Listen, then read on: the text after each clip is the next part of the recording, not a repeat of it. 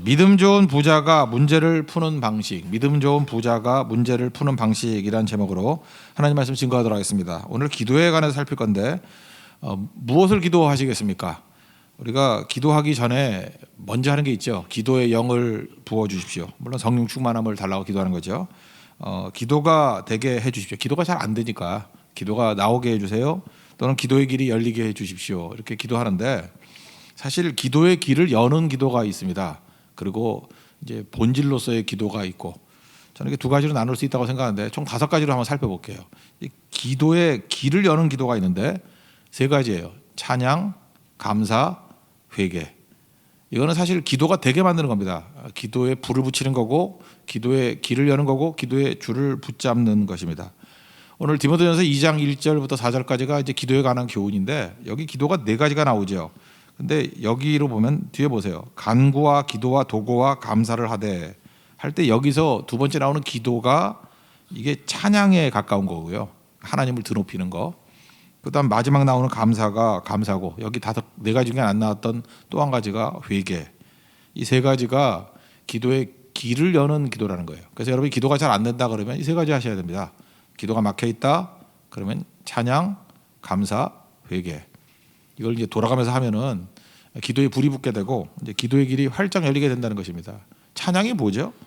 찬양은 하나님을 높이는 겁니다. 그래서 진짜 찬양도 되는 거예요. 찬양을 곡조 있는 기도라 그러잖아요. 그래서 사실은 그 영감 있는 사람들이 이렇게 찬양 인도를 하면요, 그 성도들에게 기도의 그 맥을 틀어주는 거예요. 사실 이게 진짜 찬양은요, 이렇게 뭐 콘티 짜가지고 이렇게 짜놓고 한다기보다도 이 영적 감수성이거든요. 그래서 사실은 이게 목회자가 인도하는 게 맞는 거예요. 그죠? 찬양 인도가. 그래서 전체적인 맥락을 이해하면서 그때 순간순간 맞춰서 기도를 유도하는 거예요. 곡조에 있는 기도.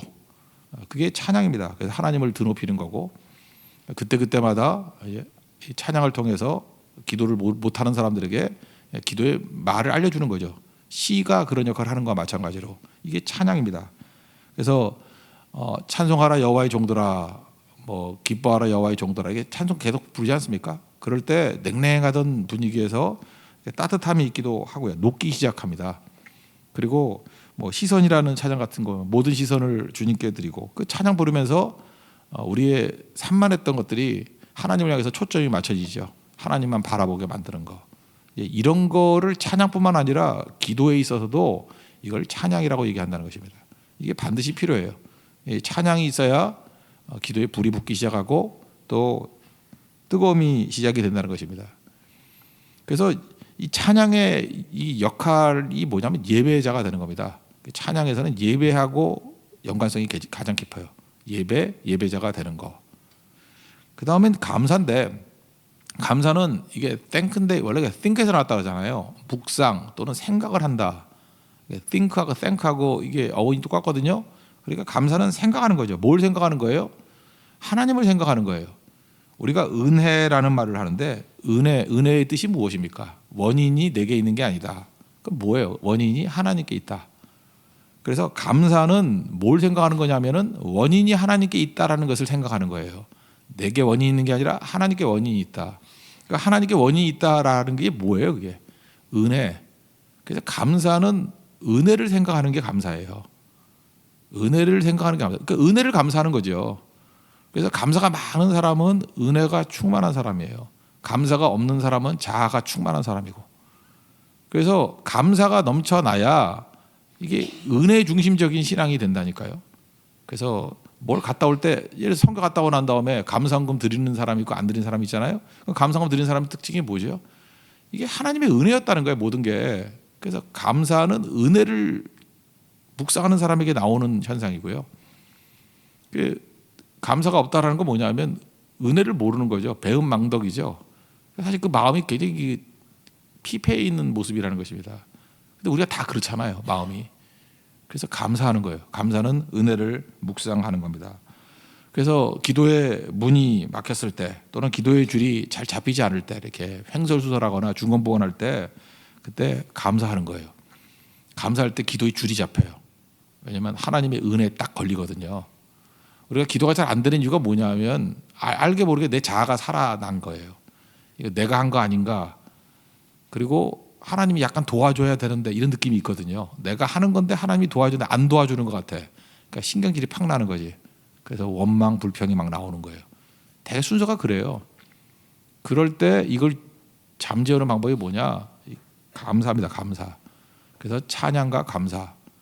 여러분 시편 100편 아십니까? 100편이 이렇게 하나님께 예배드리러 갈 때 부르던 노래였거든요. 100편 4절에 보면은 감사함으로 그 문에 들어가며, 복음성가도 있는데 찬송함으로 그의 궁정에 들어가서 그에게 감사하며 그의 이름을 송축할지어다. 이건 뭐 4절 그대로 찬양이에요. 그대로. 여기 두 가지가 나오죠. 하나님 앞에 예배드리러 나갈 때 뭘 두고 나간다고요? 감사함으로 그 문에 들어가고 찬송함으로 그의 궁전에 들어가서 또 반복해요. 뒤집어서 감사하며 그 이름을 송축할지어다. 감사, 찬송, 찬송, 감사, 이게 교차적으로 나와요. 이게 하나님 앞에 나아갈 때 길 닦는 일이에요. 길 닦는 일. 그래서 교회가 은혜가 넘치고 빨리 하나님 만나고 하나님의 임재가 있는 교회를 보면요, 찬양이 강해요. 찬양이 영감이 있고요, 감사가 넘쳐나요. 성도들의 말끝마다 감사가 나오고 삶 전체가 원인이 하나님께 있습니다 하고 은혜를 묵상하는 감사가 있다는 것입니다. 그러니까 이 세 가지가 뭐예요? 우리 찬양할 때 생각나는 게 예배고, 그죠? 감사할 때 생각나는 게 뭐예요? 은혜잖아요. 그다음 마지막 세 번째로 회개인데, 뭐 회개야 뭐 하나님과 나 사이를 가로막고 있는 거 아니에요? 죄가 가로막고 있는 거죠. 이사야서 59장 1절 2절 기억하시죠? 여호와의 손이 뭐 짧아서 구원 못하냐? 뭐 이러고 귀가 둔해서 못 듣냐? 이러잖아요. 너희 죄악이 하나님과 나 사이를 가로막았다고. 그러니까 기도의 문을 가로막는 게 뭐예요? 하나님께 원인이에요. 이건 내게 원인이 있는 거예요. 그러니까 은혜는 하나님께 원인이 있습니다. 이걸 묵상하는 거지만 회개는 내게 원인이 있습니다. 죄 때문에. 장애물 제거하는 거예요. 그래서 이거는 십자가죠. 예수님의 십자가의 보혈의 피를 의지해서 철저히 죄를 회개하는 것. 그럼 장애물이 사라지거든요.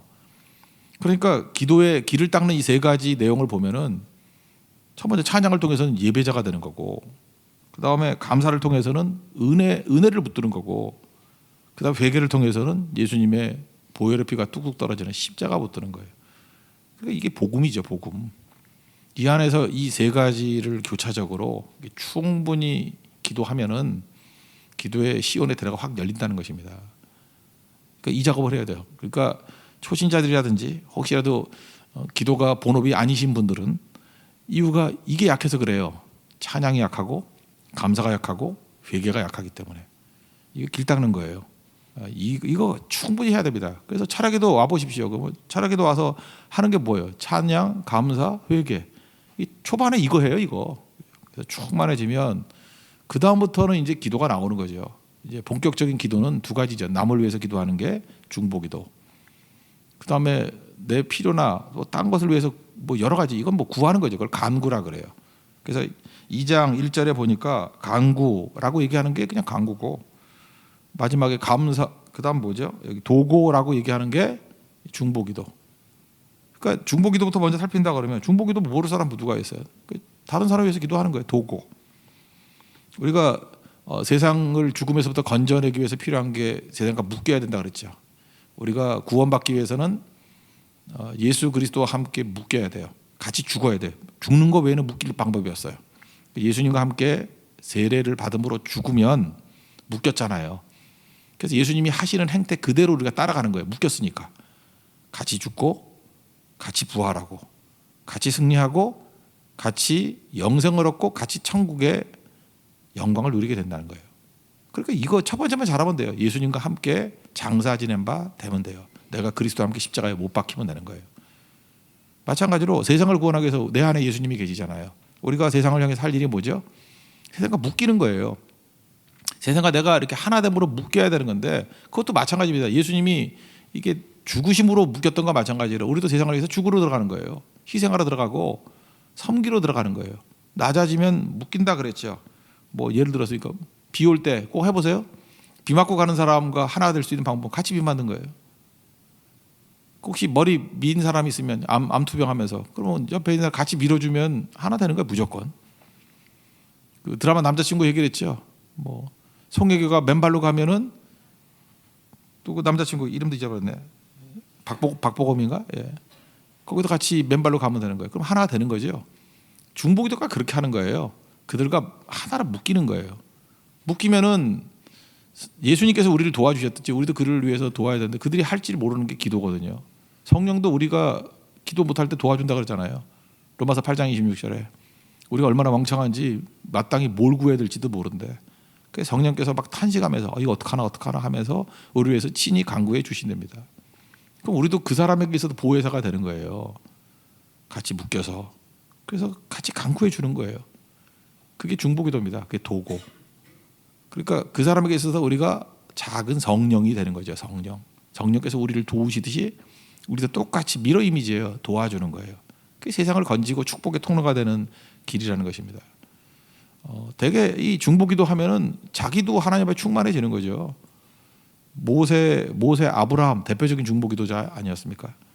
아브라함은 롯을 건져내고 소돔 위에서 기도하는 거 아시잖아요. 모세는 특별히 민족을 멸할 뻔했는데 하나님 앞에 생명 걸고 나가서 기도함을 통해서 민족을 건져내잖아요. 그러니까 우리가 사실은 인도 선교 이렇게 간다 그럴 때 뭐로 가는 거냐면 중보기도자로 가는 거다라고 말하는 것도 맞는 거예요. 하나님 이들을 건져주세요. 그리고 보는 모든 게 기도거든요. 구원해 주십시오. 이들을 살려주세요. 그게 기도의 내용이에요. 사실은 기도의 내용의 상당수는요. 제가 볼 때 뭐 반 정도는 중보기도가 돼야 된다고 생각을 합니다. 어제 저녁 예배 때 말씀드렸던 그 3대1 점심 사역 얘기를 했죠. 그 런치 미니스트리. 그 믿는 동역자 3명 정도가 한 달에 한 번씩 이게 믿지 않는 사람 하나를 데려다가 밥을 사주라고. 그리고 뭐 특별한 거 없어도 돼요.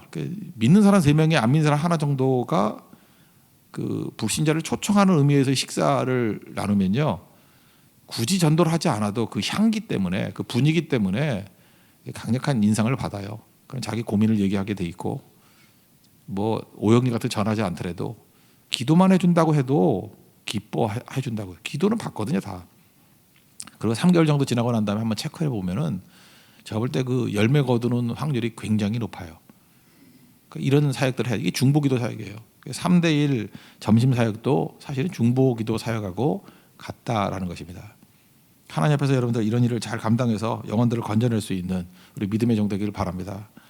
이제 본격적인 기도는 중보기도하고 두 가지예요. 간구인데 간구는 야고보서 4장 3절 4절 보면 나오잖아요. 그 4장 2절에 보면은 뒷부분에 너희가 얻지 못하면 구하지 아니하미요 할 때 이게 간구거든요. 너희가 얻지 못하면 구하지 아니하미요. 근데 3절에 단서가 있어요. 구하여도 받지 못하면 정욕으로 쓰려고 잘못 구함이니라. 여기서 잘못 구한다. 정욕으로 쓰려고 잘못 구한다. 여기서 우리가 알 수 있는 게 뭐냐면은 이 간구는요. 약간 위험한 기도일 수 있다라는 거예요. 우리 본성이 나오고 우리 본능이 나온다는 거예요. 그 욕심과 죄성이거든요.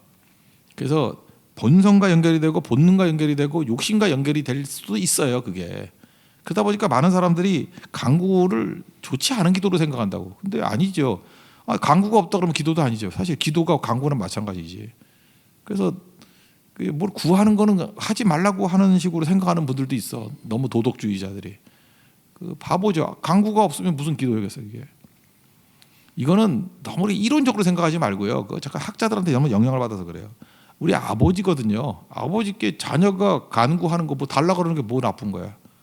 오히려 세상을 향해서 말하는 게 더 나쁜 거죠. 내용이 자기 욕심대로 구하지 않는 것이 되기 위해서는 말만 살짝 바꾸세요. 말만 바꾸면은 우리가 그 오염에서 벗어날 수 있어요. 잘못된 길로 나가다가 돌아올 수 있어요. 축복을 구하십시오. 우리 하나님의 축복 없이 살 수 없죠.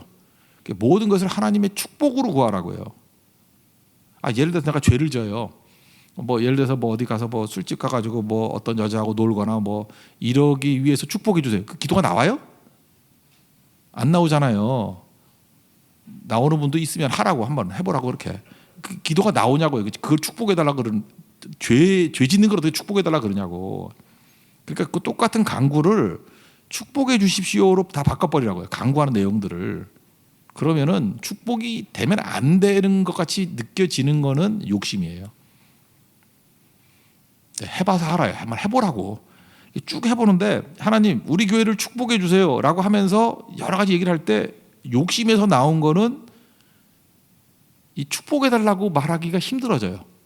이게 막혀요, 기도가. 아, 그럼 이건 욕심이구나. 그걸 알게 돼요. 근데 이걸 축복해 주세요. 예를 들어서 뭐 복음 증거하고 영혼 살리고 인도 선교하고 할 때 하나님 인도 선교에 축복해 주세요. 그럴 때만 눈물이 날 정도로 간구가 나와요. 그죠? 근데 뭐 예를 들어서 내 자동차를 바꾸도록 축복해 주세요. 그럴 땐 약간 좀 찜찜하고 뭐 이럴 수 있죠. 뭐 컴퓨터를 바꾸게 뭐 100만 원짜리 구두를 사게 그러면 그 벼락 맞을 것 같잖아요. 축복해도 축복이 오는 게 아니라 벼락이 올 것 같잖아요. 여러분 안 그렇게 느껴집니까? 그거는 양심이 살아 있으면 느껴진다고. 그래서 축복이 되는 기도를 하라고. 축복이 되는 기도. 그러면 욕심에서 벗어날 수 있다라는 것입니다. 성경 전체를 통해서 강구가 굉장히 많은데 강구의 특징은 적극적이라는 거예요. 저는 그 야만스럽다는 표현을 써요. 막 야만스럽게 막 몸부림쳐서 구하는 거예요. 하나님 달라고. 그리고 간구 중에 이렇게 이것저것 나열하는 기도는 없어요. 간구는 한 가지 초점이에요. 한 가지 초점. 예를 들어서 과부가 불의한 재판장을 만났어요. 그때 불의한 재판장에 가가지고 하는 건 뭐예요? 나 도와달라고. 그죠? 나 이 억울하면서 풀어달라고. 그거 하나 외에 뭐가 있어요? 그게 간구거든요. 그 예수님 기도 묘사를 할 때 그런 얘기잖아요. 간청 기도 얘기할 때 간청 기도가 간구 기도잖아요. 저렇게 과부같이 한 가지만 놓고 하라는 거예요. 이것저것 하지 말고. 이것저것 하고 있다라는 건 뭐냐면 간구하는 마음이 아니에요. 줘도 좋고 말아도 좋고. 그러니까 간구는 한 가지 초점이에요. 그래서 간구 기도를 제일 많이 했던 사람이 사실은 야곱이거든요. 야곱은 4차례의 큰 간구가 있었어요. 첫 번째 나오는 게 창세기 28장에 이제 집 떠날 때 그때 당시 지명은 루스였고 그러니까 그 이름이 베델로 바뀌었잖아요. 그러니까 1차 베델 기도 창세기 28장인데 그때 기도는 뭐예요? 창세기 28장 집에 돌아오게 해주세요. 그거였어요. 내가 지금 도망치는데 속히 돌아오게 해주세요. 그게 간구예요. 결국은 속히는 아니었지만 돌아왔죠. 간구에 응답해 주시잖아요. 두 번째가 야복 강가에서 창세기 32장에 그때는 돌아올 때인데 형 에서가 400명 끌고 온대요. 두려움을 향해서 기도하잖아요. 에서로부터 나를 건져주세요. 그거 아니었어요? 응답 받잖아요. 33장 가면은 뭐 껴안고 막 그러잖아요. 그 다음에 세 번째는 2차 베델 기도라 그러는데 35장에 나와요. 그 딸 디나가 예뻤는가 봐. 그래서 뭐 세겜한테 겁탈당하고 이러니까 그 아들놈이 2번, 3번 시므온하고 레위가 가서 막 다 죽여버리잖아요. 그리고 이제 그 원주민이 와서 이제 생명의 위기에 처한 거 아니에요. 그래서 그냥 너무 두려워서 일어나 베델로 올라가자. 그러고 생명 걸고 거기서 기도하잖아요. 생명 걸고. 그때는 뭐예요? 이 가나안 원주민들의 공격으로부터 우리를 보호해 주세요. 보호해 주셨죠. 하나님께서 그 주변에 두려움을 줬다 그랬어요. 이유도 몰라요. 그냥 두려워서 놔뒀어요. 이 간구예요, 간구.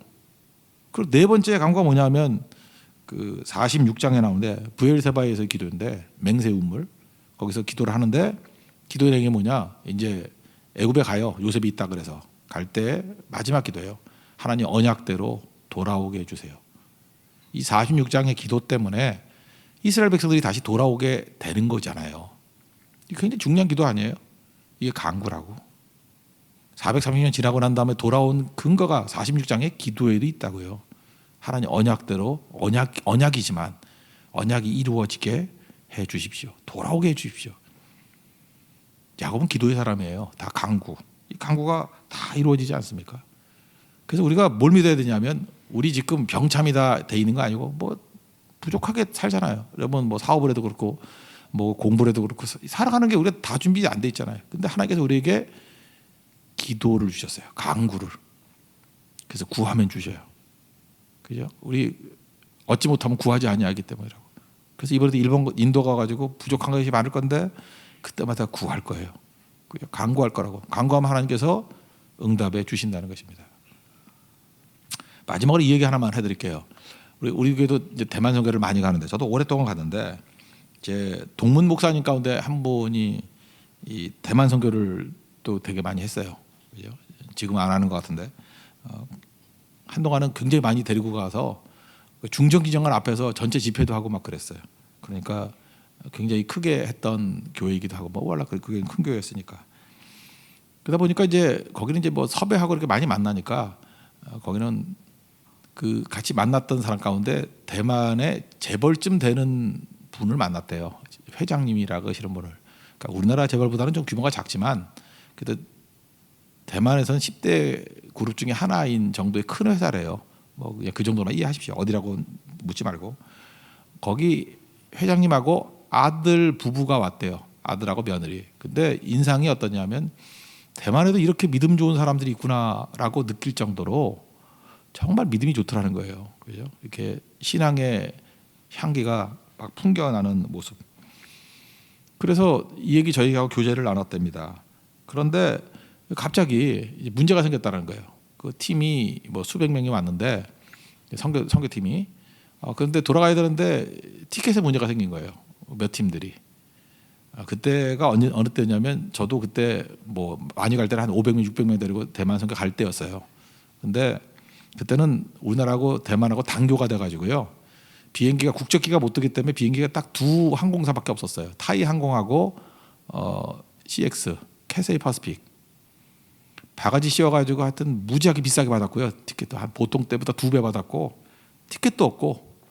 그래서 이게 갑자기 비행기 한 대가 취소가 돼가지고 발을 동동 구르게 되는 상황이 됐다는 거예요. 그 뭐 많은 사람이 못 가게 되니까. 그래서 그 얘기를 했답니다. 우리 선교팀 중에 그 여러 사람들이 돌아갈 비행기 티켓이 없어서 지금 걱정이라고, 큰 문제가 생겼다고. 그랬더니 그 재벌 며느리 되시는 분이 그냥 단호하게 얘기를 하는 거예요. 걱정하지 말라고. 내가 해결하겠다고. 그래서 거기 있는 사람들이 다 우리 한국 사람들이 얼굴이 화색이 돌면서 기뻐했대요. 왜 기뻐했느냐? 워낙 돈이 많은 분이니까 항공사에 아는 사람이 있겠지. 두 번째, 혹시 그거 아니면은 돈이 많으니까 전세기 띄워가지고 보내주려는가 보다. 이렇게 생각을 했다는 거예요. 돈이 많으니까. 근데 너무 자신 있게 내가 책임지고 해결해 줄게요. 그러더니만 그때가 길거리였는데 사거리에서 무릎을 꿇고 통성기도하기 시작하더라는 거예요. 하나님, 한국 사람들이 비행기 티켓이 없다는데 이끌어 주시고, 하여튼 그래서 이 목사님도 얼떨결에 자기도 같이 무릎 꿇고 기도하고, 그러니까 목사 기도하니까 뭐 젊은이들도 같이 기도했겠죠. 그래서 길거리 기도회가 됐대요. 다 생략하고 비행기 티켓 얻었대요. 근데 이때 목사님이 무지무지하게 부끄러움을 느꼈다라는 거예요. 자기가 부잣집 아줌마, 부잣집 아저씨를 만났더니 돈밖에 생각이 안 나는 거예요. 그죠? 지금 생각해 보세요. 내가 문제를 해결해 줄게. 당연히 돈으로 해결할 줄 알았죠. 당연히 영향력을 해결할 줄 알았죠. 근데 믿음 좋은 부자가 문제를 어떻게 풀어요? 속임수죠. 믿음 좋은 부자도 기도로 푸는 거예요. 하나님이 도와주시는 거죠. 하나님이. 이 얘기는 우리에게 돈이 얼마나 우리에게 장애가 되는지를 알아야 된다고요. 돈이 많아지면요, 기도해야 될 문제를 돈으로 풀어요. 자꾸만. 그래서 결국은 우리가 무력한 자가 되도록 만드는 거예요. 돈은 사용개념입니다. 하나님이 도우시는 거예요. 매 순간마다 깨어있는 기도가 있는 하나님 백성 되길 바랍니다. 만약에 여러분들이 기도를 못하게 만든다 그러면 마귀가 주는 돈이 있을 수도 있어. 돈을 썩어 빠지게 줘가지고 강구가 없는 인생을 만들어서 결국 마귀의 종노릇하게 만들 수 있다는 것입니다. 절대로 속으면 안 된다는 거예요. 그래서 교회에서도 항상 이 감을 잡아야 되는데, 돈 때문에 기도가 줄어든다, 이거 굉장히 경고를 올려야 돼요. 위험한 겁니다. 그럴 땐 돈을 십자가에 못 박고 돈 없이 일하는 법을 배워야 돼요. 그리고 기도하는 거예요. 그래서 하나님이 채워주시는 것, 하나님이 이끄시는 것, 하나님께서 승리를 주시는 것들을 체험하는 것, 그런 그릇이 됐을 때 다시금은 돈을 십자가에 못 박은 거, 어차피 못 박아도 없어진 거 아니니까 다시 뽑아가지고 그 돈을 쓰기 시작하면은 피 묻은 돈이 되니까, 피 묻은 돈이 영혼을 살릴 수 있고 하나님의 나라 확장에 쓰임받을 수 있다고 생각을 합니다. 여러분, 강구가 있는 믿음의 종 되기를 바랍니다. 강구가 타락하지 않기 위해서는 축복을 구하라고요. 축복으로. 다시 한번 정리하겠습니다. 우리가 기도의 길을 여는 게 뭐가 있다 그랬어요? 찬양, 예배와 관계돼 있고, 감사, 이건 은혜를 생각하는 거고, 회개, 이건 십자가를 붙드는 거죠. 이걸 통해서 기도의 길을 활짝 열고, 기도의 내용은 다른 사람을 위해서 기도하는 도구, 중보기도, 그다음에 내가 구하는 것들, 간구, 이 두 가지로 있는데 중보기도를 통해서 세상을 구원하는 거예요. 중보기도가 우리의 사명이고 사역입니다. 그리고 간구, 이것도 포함된 거지만 하나님이 주시는 거예요. 너희가 얻지 못하면 구하지 아니하기 때문이다. 근데 욕심으로 구하거든요. 위험해요. 그래서 우리가 구하는 것들을 다 축복의 형태로 구하십시오. 축복의 형태로. 그러면은 욕심으로부터 상당수 걸러낼 수 있습니다. 그래서 하나님의 뜻대로 구하는 기도가 될 수 있다라는 거예요. 기도에서 풍성한 자 되고 얻고 승리할 수 있는 우리 하나님의 거룩한 종 되기를 축원합니다. 예. 자리에서 일어나겠습니다. 우리 함께 기도에 찬양하겠습니다.